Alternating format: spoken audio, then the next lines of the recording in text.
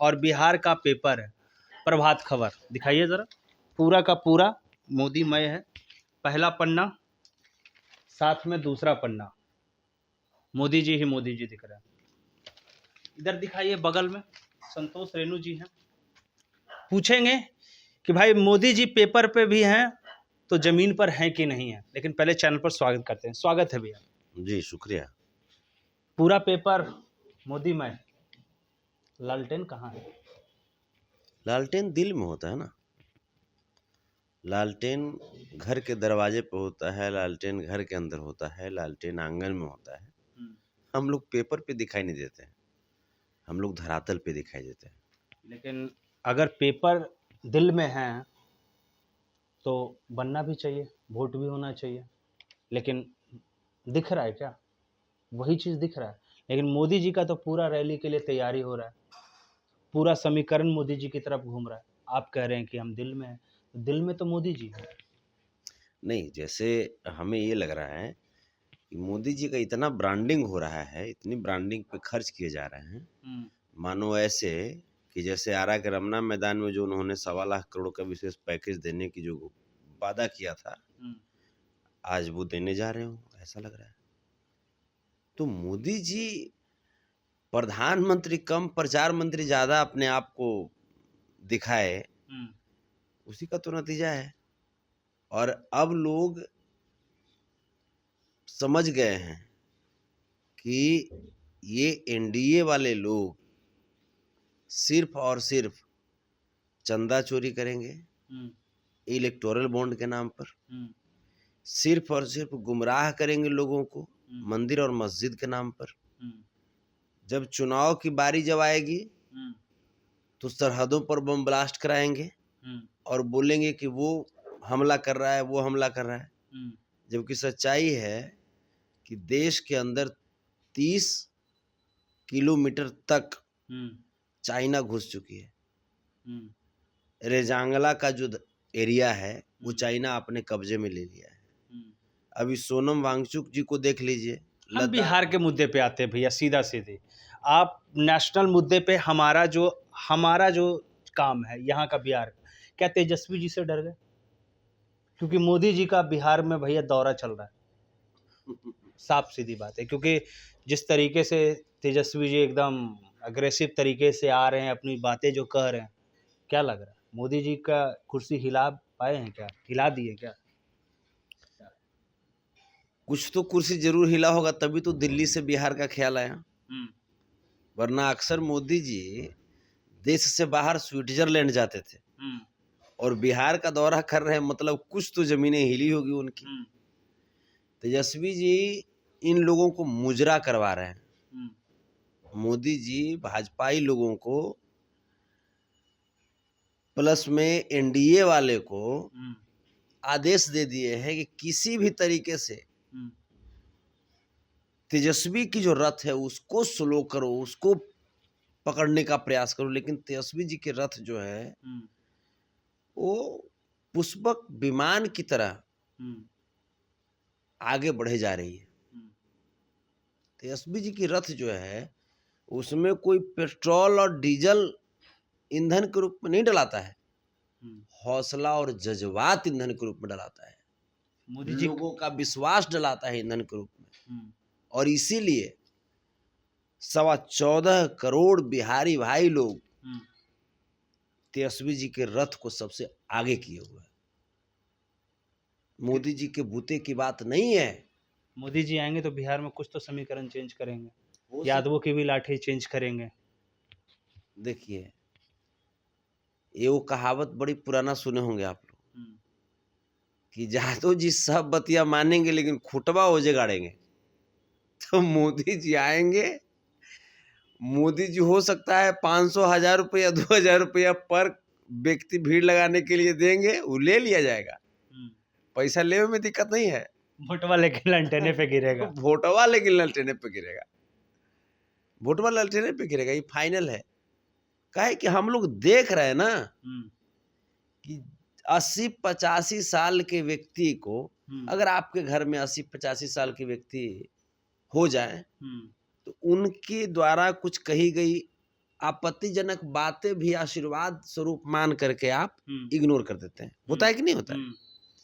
आप बताइए ना, लालू प्रसाद यादव जी को 80-85 साल की उम्र में मोदी जी 12-12 घंटा तक ईडी या सीबीआई से परेशान करवाते हैं।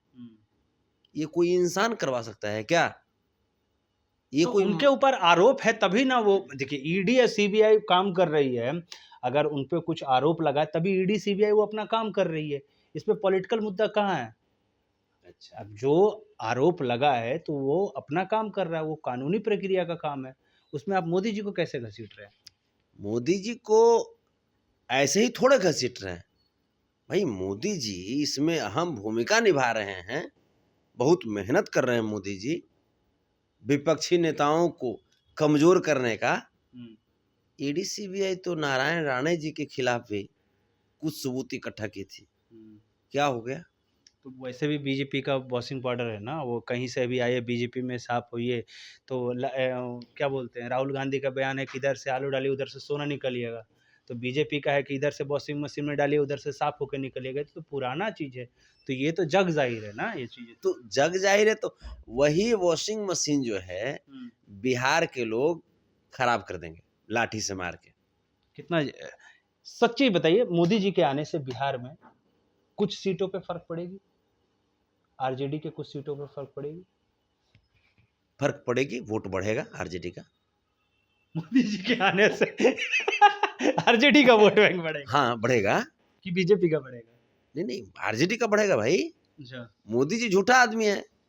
आज झूठा आदमी आएंगे, वो आदमी जब देखेंगे तो कहेंगे अच्छा अच्छा महंगाई यही बढ़ाया है, अच्छा अच्छा बेरोजगारी यही बढ़ाया है, तो लोग और गुस्सा में हुमच के आरजेडी की तरफ वोट मारेंगे, हुमच के वोट मांगेंगे। लेकिन ये तो मोदी जी रहा। लेकिन इसके बाद थोड़ा सा अब आते हैं मनीष कश्यप, जो बीजेपी में शामिल हुए हैं, चंदा चोर जिन्हें कहा जा रहा है, और बिहार को बदलने की बात की जा रही थी। अब वो खुद बदल गए, और आजकल सब जब सवाल पूछते हैं लोग तो कहते हैं कि आप लोग कड़वे सवाल क्यों पूछते हैं। भैया उनसे पूछा जाए वो वाला प्यार वाला, वो रिलेशन वाला सवाल पूछा जाए। तब इसी पे सवाल आता है कि मनीष कश्यप ने कह दिया कि पवन सिंह को बैठ जाना चाहिए नामांकन पर, उनको बिठा देना चाहिए। क्या लग रहा है, मनीष कश्यप सही कह रहे हैं? जैसे देखिए वो आज तक सही कहते तो उनका नाम छोटका चंदा चोर पड़ता। वो अगर सही कहते, बेचारा डिजिटल भिखारी दुनिया को छोड़ करके चले गए, हालांकि उनकी आत्मा को मेरी तरफ से नमन है, प्रणाम करते हैं। उस बेचारे को इस व्यक्ति ने धूपा में घुमाया, जबकि बीमारी के हालत में वो व्यक्ति थे। धूपा में घुमाया, धूपा में घुमा करके कहा, सबसे वादा किया कहीं नहीं जाएंगे, अंत में भाग गया बीजेपी में मनीष भाई। डिजिटल राजू को तकलीफ हुई इस बात का, वो आदमी डिप्रेशन में चले गए। नहीं, वो तो मोबाइल टूटा था तो उसके लगे डिप्रेशन में थे। ठीक है, मोबाइल कहाँ टूटा था? मोबाइल कहाँ टूटा था? अब ये तो नहीं पता है, हो सकता रैली में टूटा था क्या? वही हम कर रहे। तो डिप्रेशन में चले गए। अब डिप्रेशन में चले गए, उसके बाद दुनिया ही छोड़ करके चले गए। तो ये जो है ना, मनीष का पाप जो है वो अब सामने दिखाई दे रहा है। पाप का जो घड़ा है मनीष का, वो अब सामने दिखाई दे रहा है, वो फूट चुका है। ठीक मोदी जी की तरह ही, जैसे मोदी जी का भी पाप का घड़ा फूटा, तब जा करके जो लोग हैं अब मोदी जी के खिलाफ हुए। जैसे सुप्रीम कोर्ट के चीफ जस्टिस चंद्रचूड़ साहब इलेक्टोरल बॉन्ड घोटाला सामने ला दिए ना। और यहाँ पे डिजिटल जो भिखारी हमारा भाई राजू, ये मनीष कश्यप का क्या क्या काला कारनामा था वो सामने ला दिए, अपनी जान दे करके। राजू को भगवान से हम प्रार्थना करते हैं कि उसको स्वर्ग में जगह दें, मोक्ष की प्राप्ति करें, श्री चरणों में जगह दें। वो व्यक्ति जान दे करके भी लोगों को दिखा दिया, लोगों को बताया कि मनीष कश्यप पे भरोसा मत करना। अयांश बच्चा अयांश बच्चा भी आज इस दुनिया में नहीं है, वो बच्चा भी जान दे दिया, उस बच्चा की भी मौत हो गई, जबकि उसके लिए मनीष ने बहुत चंदा लिया और चंदा लेकर के घोटाला किया। दीपक रिक्शा वाला गांधी मैदान में, दीपक रिक्शा वाला आज क्या स्थिति है उनकी, तो ब्लॉगर बन गया। वही हम करें ना, उनके नाम पे भी चंदा आई थी, चंदा आई थी उनके नाम पे भी। तो ये तमाम बातें हैं, और इतना ही नहीं, ये तो देख रहे हैं हम लोग, एक्साइड बैटरी वाला से, कश्मीरी वो जो आते हैं लोग बेचते हैं, उनसे ये लोग पैसा लिया था। तो इनका जो धंधा है चंदा लेने वाला, अब जगजाहिर हो गई है। और कड़वे सवाल और मीठे सवाल, इनसे सवाल ही सवाल पूछे जाएंगे, और एक भी खास करके